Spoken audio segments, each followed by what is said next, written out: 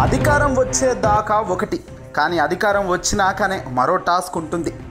సాధారణంగా గెలివగానే రిలాక్స్ అవుతాము వేరే ఫీల్డ్లలో, కానీ ఆంధ్రప్రదేశ్లో కానీ ఏ రాష్ట్రంలో కానీ దేశంలో కానీ ప్రపంచంలో కానీ ఈ రాజకీయాలు అనేవి ఒక ఫీల్డ్లో గెలిచినాకే అసలు సిసలైన ఆట ఉంటుంది. ఓడిపోయినప్పుడేమో గెలుపు కోసం కష్టపడాలి, గెలిచిన తర్వాత గెలుపును నిలబెట్టుకోవడం కోసం, ఇచ్చిన మాటను నిలబెట్టుకోవడం కోసం, మాట తప్పకుండా మడమ తిప్పకుండా అడుగులు వేసే క్రెడిబిలిటీని సంపాదించుకోవడం కోసం అప్పుడు కష్టపడాలి. ఆంధ్రప్రదేశ్లో రాజకీయం ఒక్కసారిగా మారిన సంగతి మనకు తెలిసిందే. ఊహించింది అన్నది పక్కన పెడితే ఒక అనూహ్యమైన గెలుపులో కారణంగా చంద్రబాబు టీడీపీ పార్టీ కానీ, పవన్ కళ్యాణ్ జనసేన కానీ, కేంద్రంలో ఉన్న బీజేపీ కానీ ఈ ముగ్గురు జతగట్టడంతో ఒక్కసారిగా వాళ్లకు అఖండమైన విజయం రావడం మనమందరం చూడడం జరిగింది. జగన్మోహన్ రెడ్డి గారు సింగిల్గా వెళ్ళినప్పటికీ, సింగిల్గా సింహం మాదిరిగా దూకుడుగా వెళ్తున్నారు అంటూ చెప్తూ వీళ్ళు సింగిల్గానే నిలబడ్డప్పటికీ ఏకంగా 11 నియోజకవర్గాల్లో మాత్రమే గెలిచారు. 40% ఓటు బ్యాంకు మాత్రం బ్రహ్మాండంగా చెక్కు చెదరకుండా గట్టిగా ఆ 40% ఓటు బ్యాంకుని ఎవడూ టచ్ చేయలేదు. ఇక కట్ చేస్తే ఆంధ్రప్రదేశ్లో చంద్రబాబు నాయుడు గారు అధికారంలోకి వచ్చారే కానీ అసలైన భయం ఇప్పుడే మొదలవుతుంది. అవును, చంద్రబాబు గారి వ్యవహార శైలి కానీ వైఖరి చూస్తుంటే ఇందుకు భిన్నంగానే కనబడుతుంది. సహజంగా చంద్రబాబు నాయుడు గారు లాంటి వ్యక్తికి ఇలాంటి అఖండ విజయం వస్తే ఆహా ఓహో అంటూ ఊదర కొడతారు, భారీగా జాకీలు పెట్టి లేపే ప్రయత్నం చేస్తారు. కానీ కంపేర్ చేస్తే ఆ ప్రాణాళిక చాలా తగ్గింది ఈసారి. చంద్రబాబు నాయుడులో కానీ పవన్ కళ్యాణ్లో కానీ ఆ నైరాశ కనబడుతుంది. ఎందుకో పెద్దగా సంతోషం అయితే ఇద్దరూ పడట్లేదు. దీనికి గల కారణాలు లేకపోలేదు. హామీలు మనం ఇచ్చినవి కానీ ప్రజల ముందు మనం గెలుస్తామో లేదో అన్నట్టుగా అడ్డగోలుగా హామీలు ఇచ్చాం, కానీ ఒక్కసారిగా ఇలా గెలిచాం. ఈ గెలుపు బహుశా చంద్రబాబు కానీ 40 ఏళ్ళ ఇండస్ట్రీ అని బాబుగారే గెస్ చేయలేదట. ఏకంగా పవన్ కళ్యాణ్ అయితే అసలు ఊహించలేదు.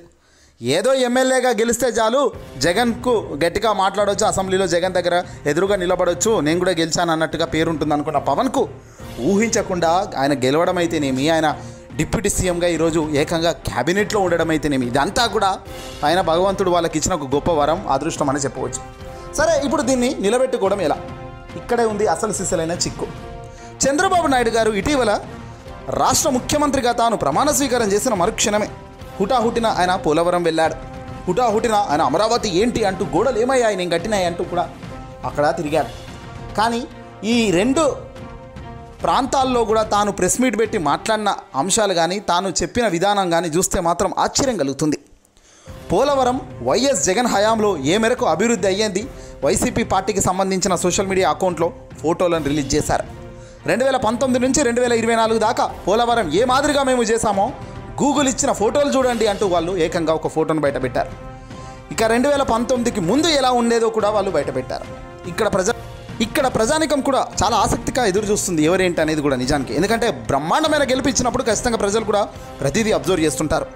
ఇక్కడ చంద్రబాబు చెబుతున్నది అబద్ధం అని తేలింది. ఎందుకంటే పోలవరం బ్రహ్మాండంగా ముందుకు తీసుకెళ్ళింది కూడా జగన్మోహన్ రెడ్డి గారి సారథ్యంలోనే ఎక్కువ శాతం పనులు జరిగాయి.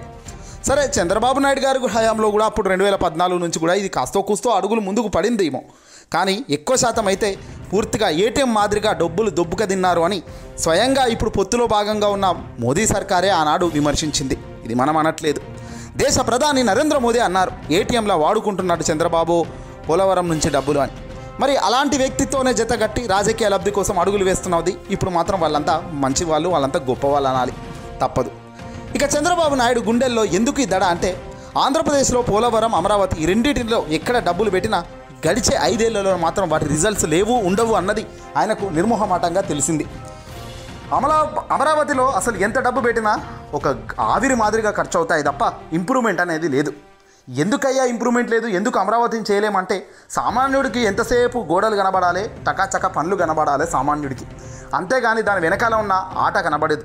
దాని అవసరం కూడా సామాన్యుడికి లేదనుకోండి, వెనక ఏమన్నా చేసుకోండి, మాకు మాత్రం ముందు రాజధాని అన్నావు, రాజధాని కనబడాలి, హైటెక్ సిటీ అన్నావు, హైటెక్ సిటీ ఇక్కడ కూడా కనబడాలి, ఇలాంటి భ్రమల్లోనే ఉంటారు. అయితే ఇప్పుడు అమరావతి ఎన్ని లక్షల కోట్లు పెట్టినా తీరని ఒక పెద్ద కళ. ఇది జగన్ డే 1 చెప్పాడు. తాను 3 రాజధానులు తీసుకొచ్చింది ఎందుకో వివరించే కార్యక్రమంలో భాగంగా జగన్ చెప్పిన మాట ఏంటంటే, అమరావతిలో అసలు బేసిక్ ఇన్ఫ్రాస్ట్రక్చర్, ఒక మనిషికి సంబంధించిన ఒక నివాసం ఉండే ప్రదేశంగా అసలు కొన్ని బేసిక్ ఇన్ఫ్రాస్ట్రక్చర్ అక్కడ లేదు. బేసిక్ ఇన్ఫ్రాస్ట్రక్చర్ నిర్మించడానికి అమరావతిలో పెట్టాల్సిన అమౌంట్ 1,00,000 కోట్లు.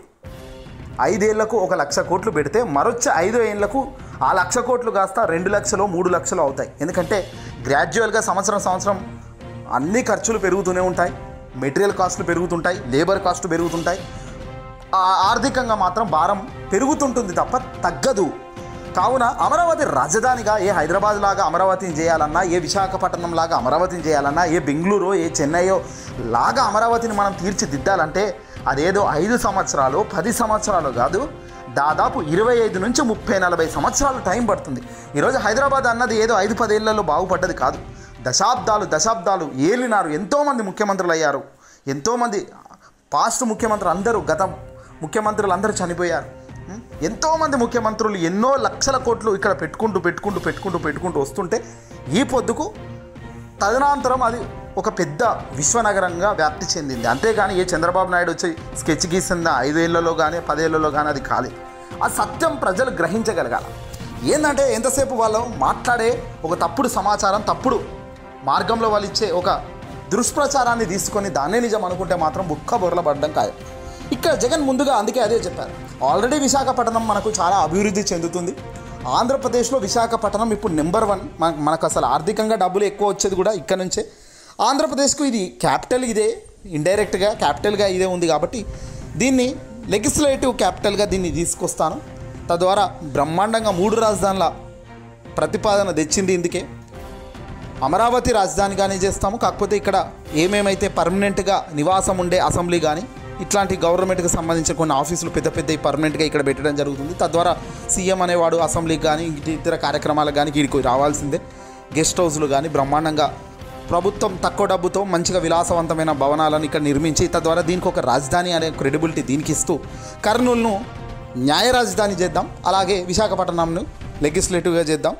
పరిపాలనా రాజధానిగా ఇట్లా ఒక్కొక్క దాన్ని డివైడ్ చేసి తాను క్లస్టర్లుగా చిత్రీకరించే కార్యక్రమం చేశారు. దీన్ని తప్పుపడుతూ కోర్టులోకి వెళ్ళి స్టేలు తెచ్చి పూర్తిగా అడ్డుకునే కార్యక్రమం చేసింది చంద్రబాబు గారి హయాంలోనే. కానీ ఇప్పుడు మాత్రం రాజధాని లేదు అంటున్నారు. ఇదే రాజధాని లేదు అంటున్న ఈ చంద్రబాబు నాయుడే కదా గత 2014 నుంచి 2019 దాకా తానే అధికారంలో ఉన్నాడు. ఇప్పుడు తానే అధికారంలో ఉన్నాడు. మరి ఎందుకు 10 ఏళ్ళు అవకాశం ఇచ్చినట్టు కదా. 2029 దాకా ప్రజలు అవకాశం ఇచ్చారంటే ఇంకో 5 ఏళ్ళు కలుపుకుంటే మొత్తం 10 ఏళ్ళు నీకు అవకాశం ఇచ్చారు కదా. మరి నువ్వు ఎందుకు రాజధానిగా చేయలేవు అంటే అది ఎవడు చేయలేడు. ఎందుకంటే అమౌంట్ విషయం ఎవడైనా గాల్లో మెడలు కట్టడం ఈజీ, కానీ ఆర్థికంగా చూసుకోవాలి కదా. ఇప్పుడు చంద్రబాబుకు ఆర్థికంగా అన్నీ తెలుసు, మొదటి నుంచి తెలుసు. కానీ ఇప్పుడు చాలా సీరియస్గా దృష్టి పెట్టేసరికి ఏం సమాధానం చెప్పలేని స్థాయిలో తాను నిలబడ్డాడు. చంద్రబాబులో గుండెల్లో అదే దడ మనం ఇప్పుడు చూస్తున్నాం. ఎలా చేయాలి, ఏం చేయాలో అర్థం కావడం లేదు అంటున్నాడు. తన నోటి నుంచి ఎప్పుడు వినని కొత్త పదాలు వస్తున్నాయి. ఏమి చేయాలో తెలియట్లేదు. ఆశించిన మేరకు ఇక్కడ లేదు అంటున్నాడు. ఏం ఆశించొచ్చావు, ఏమి లేదో చెప్పాలి ప్రజలకు. వాస్తవానికి ప్రతిపక్షంలో ఉన్న వ్యక్తులకు, అందులో చంద్రబాబు నాయుడు లాంటి 40 ఏళ్ళ సీనియర్ అని చెప్పుకుంటున్న ఈయనకు డబ్బు ఎంత వస్తుంది, రాష్ట్రానికి ఆదాయం ఎంత వస్తుంది, రాష్ట్రానికి ఆదాయం కూడా ఎంత వస్తుందో, ఎంత ఖర్చు అవుతుందో, ఎంత ఖర్చు పెడుతున్నారో తెలియకుండా ఉంటుంది అనడంలో నిజంగా తప్పే అవుతుంది. ఖచ్చితంగా ఆయనకు తెలిసే ఉండాలంటే ఎగ్జాక్ట్ లెక్కలు అవసరం లేదు. బేసిక్ లెక్కలు తెలుస్తాయి. బేసిక్ లెక్కలు అనేది తెలుస్తాయి. ఇప్పుడు సహజంగా ఒక మనిషి బతకాలంటే, ఒక ఇల్లు నడవాలంటే ఎంత నడుస్తుందో ఎవడైనా చెప్పగలుగుతాడు. అది వాడి లైఫ్ స్టైల్ మీద డిపెండ్ అవుతుంది. వాడు ఉండాల్సిన విలాసవంతాన్ని కోరుకునే విధానం బట్టి ఆ ఇల్లు ఎంత నెలకు ఖర్చు వస్తుంది, వాడు ఏమైనా అప్పులు చేస్తే దానికి కట్టాల్సిన ఈఎంఐలకు క్యాలిక్యులేట్ చేస్తే మన ఆస్తికి వాడు సంపాదించేది ఎంత సంపాదిస్తే ఆ ఇల్లు ముందుకు కదులుతుంది అన్నది ఒక సామాన్యుడు వేసే అంచనా. వేరేస్ ప్రభుత్వంలో ఇంతేళ్ళు సుదీర్ఘ రాజకీయ జీవితం ఉన్న చంద్రబాబు నాయుడుకు ఖర్చులు ఎంత, ఆదాయం ఎలా పెరుగుతుంది, మనం అధికారంలోకి వస్తే ఏమేమి హామీలు ఇవ్వచ్చు, డబ్బులు ఎలా సమకూర్చుకోవచ్చు అన్నది బేసిక్గా తెలిసి ఉండాలి. అలా తెలిసి ఉంది కాబట్టే ఆయన ఇచ్చిన హామీలను ఈరోజు ప్రజలు నమ్మారనుకోవాలి. అంతేగాని ఎలా పడితే అలా ప్రజలు నమ్మారనుకోవడానికి కూడా వీల్లేదు. మరి ఇప్పుడు చంద్రబాబు నాయుడు గారు గొంతు మార్చి అధికారంలోకి వచ్చాం కానీ డబ్బులు అయితే లేవు, ఆశించిన ఫలాలు ఇక్కడ లేవు, కావున ఏం చేయాలో అర్థం కావడం లేదు. ప్రతి ఒక్కరు నన్నే అంటున్నారు. ఇప్పుడు నేను ఒకటే చెబుతున్నా, ధైర్యంగా ఉండాలి, గుండె ధైర్యంతో ఉండాలి అని డైలాగులు కొడుతూ చేతులు దులుపుకునే కార్యక్రమానికి శ్రీకారం చుట్టబోతున్నారు రాబోయే కాలంలో అన్నది ఆయన అనే ఈ చిన్న ట్రైలర్స్తో అర్థమవుతుంది. అల్టిమేట్గా ఒకటి మాత్రం సత్యం, చంద్రబాబు నాయుడు కనుక మాట ప్రకారం తానిచ్చిన సూపర్ 6తో పాటు తానిచ్చిన 25 అతిపెద్ద హామీలను అమలు చేస్తే గనక, ప్రజలకిచ్చిన ప్రతి హామీని నెరవేరిస్తే గనక దేశంలో చంద్రబాబు కన్నా మంచి దమ్మున్న మునగాడి ఎవడు లేడు అనే మాత్రం మనం కితాబు ఇవ్వచ్చు. అది చేయలేకపోతే మాత్రం డెఫినెట్గా ఈ సమాజం ఎప్పటికీ చంద్రబాబు నాయుడినిక ఒప్పుకునే పరిస్థితి ఎప్పటికీ ఉండదు అనేది మాత్రం సత్యం అనేది కూడా తెలుసుకోవాలి. కొందరు అభిమానులు చూడొచ్చు, ఇంకెవడైనా కావచ్చు, మనకు ఒక మనిషి నచ్చడం వేరు, ప్రాక్టికల్గా థింక్ చేయడం వేరు, ఈ రెండు ఉంటాయి. పవన్ కళ్యాణ్ అంటే సినిమాల్లో చాలామందికి ఇష్టం. ఇన్ఫ్యాక్ట్ నేను కూడా పవన్ కళ్యాణ్ సినిమాలు పిచ్చిగా చూసే వ్యక్తుల్లో నేను కూడా ఒకరిని. కానీ పవన్ కళ్యాణ్ రాజకీయంగా తాను తీసుకునే నిర్ణయాలు, తాను వేసిన ప్రతి అడుగు బాధను కలుగజేస్తుంది. అలాగే అది కరెక్ట్ కాదు అనే విధానానికి కూడా మనకు కనబడుతున్నప్పటికీ కూడా కొన్ని సందర్భాల్లో ఏం చేయలేని స్థాయి. ఏదేమైనప్పటికీ కూడా తన జీవితం సినిమాల పరంగా అద్భుతంగా ఉన్నప్పటికీ వాటిని వదులుకొని రాజకీయాల వైపు కరెక్ట్గా ఇండిపెండెంట్గా వచ్చి ఇండివిజువల్గా నిలబడితే అంతకన్నా 10,000 మరొకటి లేదు. కానీ అలా చేయకుండా పొత్తులకు జిత్తులకు పోయి తాను తన ఇండిపెండెంట్గా తాను ఏం లబ్ధి చెందిందో తెలియదు కానీ చంద్రబాబు నాయుడు లాంటి వ్యక్తులకు తాను మద్దతు ఇచ్చి ఒక మంచి చేస్తున్న జగన్, ప్రజలకు మంచి చేస్తున్న ఒక ప్రభుత్వాన్ని కూల్చడంలో తన పాత్ర ఎంత పెద్దగా ఉందనేది కూడా ఈరోజు అందరూ సమాధానం చూశారు. కాబట్టి అల్టిమేట్గా తను చరిత్రలో కనీవిని ఎరుగని పెద్ద మిస్టేక్ అయితే చేశారు అనడంలో సందేహం లేదు. ఏదేమైనప్పటికీ కూడా చంద్రబాబు నాయుడు కానీ పవన్ కానీ ఇద్దరికి కానీ వీళ్ళ గుండెల్లో దడ ఎందుకు అంటే ఇదిగో ఇందుకే. చంద్రబాబు చేయలేకపోతే జగన్కు అంతకన్నా గొప్ప వరం మరొకటి లేదు. ప్రజల గుండెల్లో జగన్ క్రెడిబిలిటీ ఆయన కన్నా ఎక్కువ వీళ్ళు చేసిన తప్పుడు వాగ్దానాలకే భారీగా పెరిగిపోతుంది. అఖండ విజయం 2029లో పక్కాగా వస్తుంది. ఏదేమైనా ఈ వీడియోని అసలు లైక్ కొట్టి షేర్ చేయండి.